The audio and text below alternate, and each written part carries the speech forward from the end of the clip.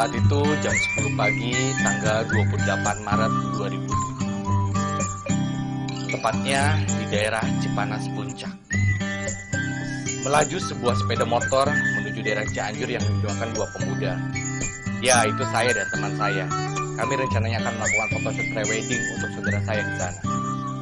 Pengetahuan ilmu fotografi yang saya pelajari di kantor membuat saya menjadi seorang freelancer. Tukang foto. Ya, saya tukang foto saat itu. Udara segar dan tentunya pemandangan yang indah membuat semuanya terlihat indah. Indah seindah-indahnya. Itu yang saya rasakan saat itu. Seperti terbang di awan putih yang lembut dan sejuk. It's like heaven for sure. Ya, itu seperti di surga. Kalau boleh dibilang, rasanya seperti ejakulasi. Ejakulasi 100 kali.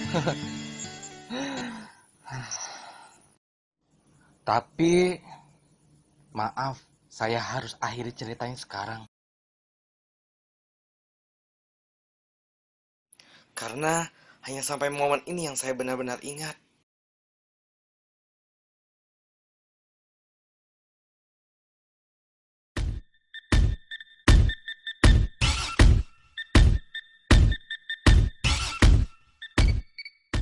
Udara segar dan tentunya pemandangan yang indah membuat semuanya terlihat indah. Indah seindah-indahnya. Itu yang saya rasakan saat itu. Seperti terbang di awan putih yang lembut dan sejuk.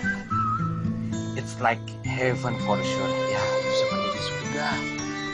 Kalau boleh dibilang, rasanya seperti ejakulasi. Ejakulasi 100 kali.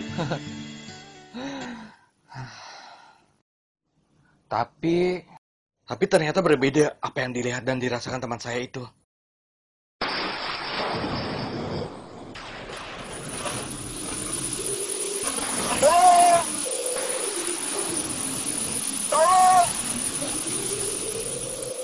Dia melihat tubuh temannya terkapar, terkujur kaku, bersimbah darah di tengah jalan. Astagfirullahaladzim, ya Allah. Astagfirullah.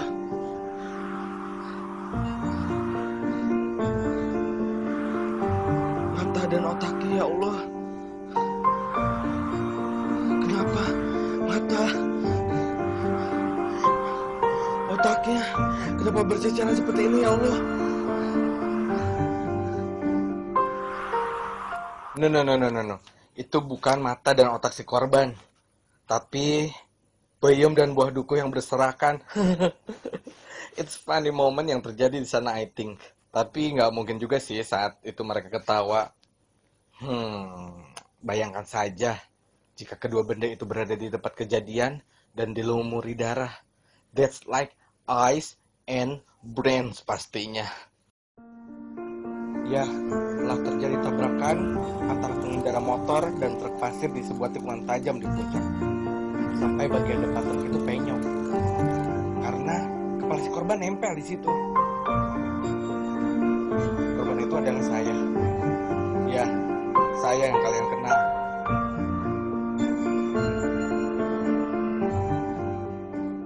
Dengan bantuan para warga, akhirnya saya sudah berada di UGD Rumah Sakit Cianjur. Tapi dikarenakan peralatan di sana tidak memadai untuk level korban seperti saya dirujuk ke rumah sakit di Bandung. Dengan menggunakan ambulan, temani ibu dan kakak saya, mereka menemani saya dalam keadaan sekarat menuju rumah sakit. Hidung, mata, mulut, telinga saat itu mengeluarkan darah. Pastinya doa dan doa yang Mama panjatkan untuk anak yang tersayang. Ya Allah, kuatkan anakku ini. Perjalanan 2 jam dengan guyuran hujan, akhirnya ambulans yang membawa saya tiba di Rumah Sakit Hasan Sadikin Bandung dan langsung ditangani oleh ahlinya. Saat itu, semua mata tertuju pada korban. Sampai teman kantor yang mendengar kabar datang langsung ke Bandung dan dokumentasi keadaan saya saat itu. Sampai saat ini, saya masih simpan fotonya mereka.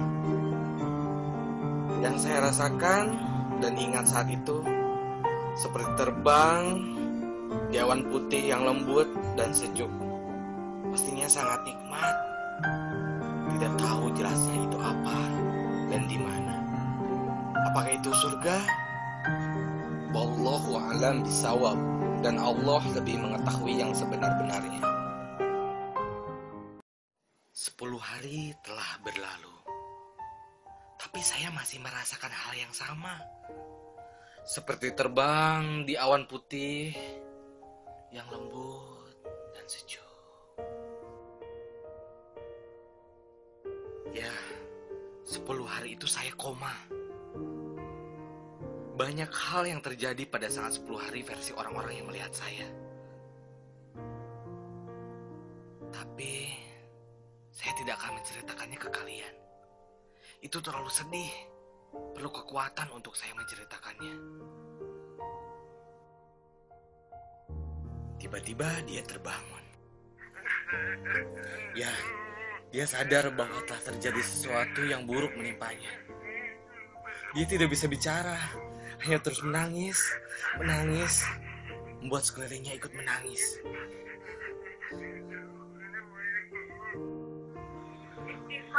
Istighfar.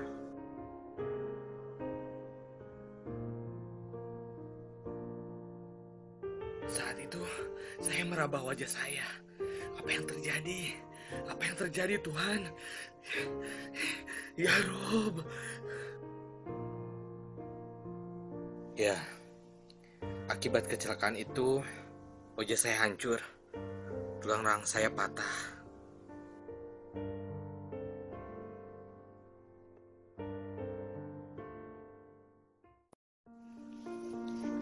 Akhirnya saya diperbolehkan pulang, karena memang katanya saat itu saya terus-menerus minta pulang. Padahal kondisi saya saat itu memprihatinkan. Selama 3 bulan kemudian, menurut cerita keluarga saya menjalani berobat jalan. Ya, Puncak Bandung. Karena memang sampai saat itu saya tidak bisa mengingatnya. Ya, saya amnesia saat itu. Selama 3 bulan itu, saya menjalani pengobatan syaraf yang putus. Ya, akibat benturan itu. Kalau kalian tanya rasanya amnesia itu seperti apa, saya tidak tahu. Saya hanya bisa merasakan dari foto dan video yang saya lihat. Kasihan dia. Tapi itu saya yang kalian kenal. Selama proses penyembuhan itu, lambat laun ingatan saya kembali pulih. Mengingat sedikit demi sedikit siapa yang ada di keliling saya saat itu.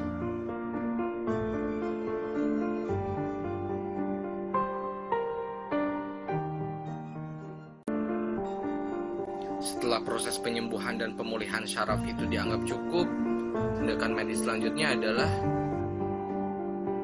operasi penyambungan rahang. Kalau saja saat itu saya bisa request, saya ingin operasi di Korea. Mungkin sekarang saya seperti Choi Siwonnya Suju. Di saat momen inilah ingatan saya kembali pulih. Saya mengingat semua proses persiapan operasi ini.